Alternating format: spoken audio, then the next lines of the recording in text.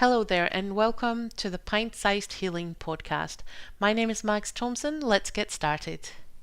A while ago, I was listening to Heather Dane's Hay House radio show, and she had a guest on, Ariel Ford, who is a relationship expert, and they were obviously talking about how to improve your interpersonal relationships, but there was a disclaimer at the start of, Ariel Ford gave a disclaimer at the start of her information that I think we really ought to see way more often when we're talking about, especially about interpersonal relationship.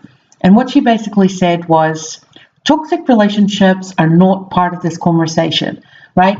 The norm doesn't apply to toxic and abusive people. And I think it's something that we really need to keep in mind when we are, not just when we're talking about relationships, but also when we're talking about, when we're talking and learning about communications, strategies or conflict resolution, but even when we're looking at,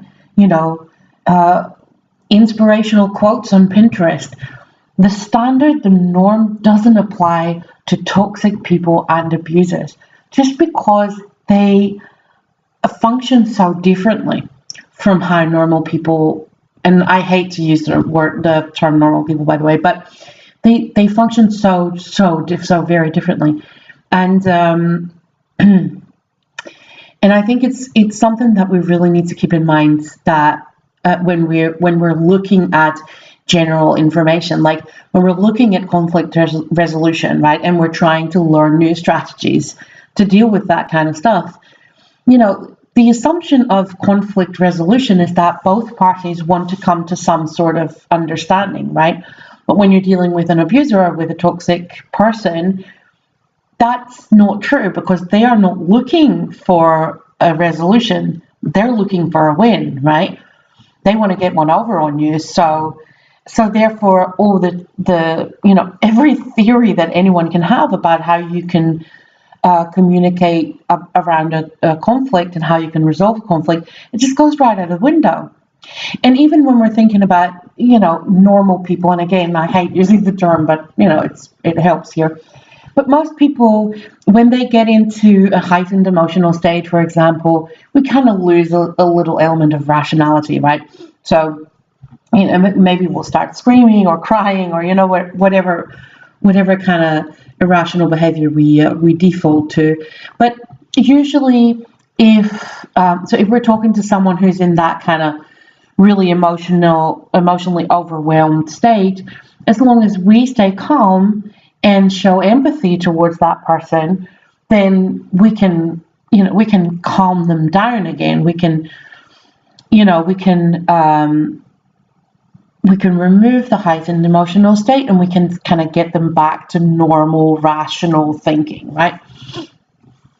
And I was reading Talking to Crazy: How to Deal with the Irrational and Impossible People in Your Life by Mark Goulston. And he explains this principle of, showing empathy towards people, which then, relieves their heightened emotional state.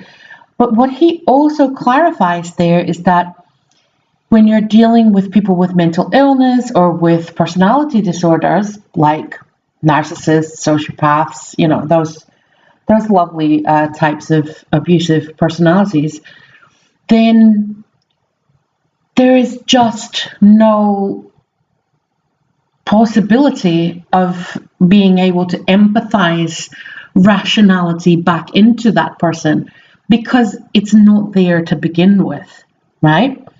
So sure, when someone is irrational because they're grief-stricken or angry, or even just because they are super tired or super stressed at work, then we can, by staying calm and empathizing with them, we can bring them back to a place of rational thinking.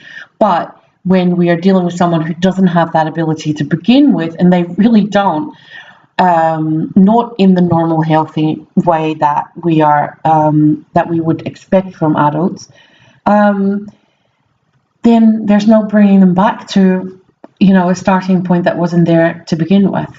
So as you're moving forward, and as you're learning new strategies to communicate and to do conflict resolution or to build better relationships, or even if you're just looking at Pinterest or Facebook or Instagram and seeing beautiful inspirational quotes, just remember in the back of your mind, remember that none of it applies to toxic relationships and abusive relationships.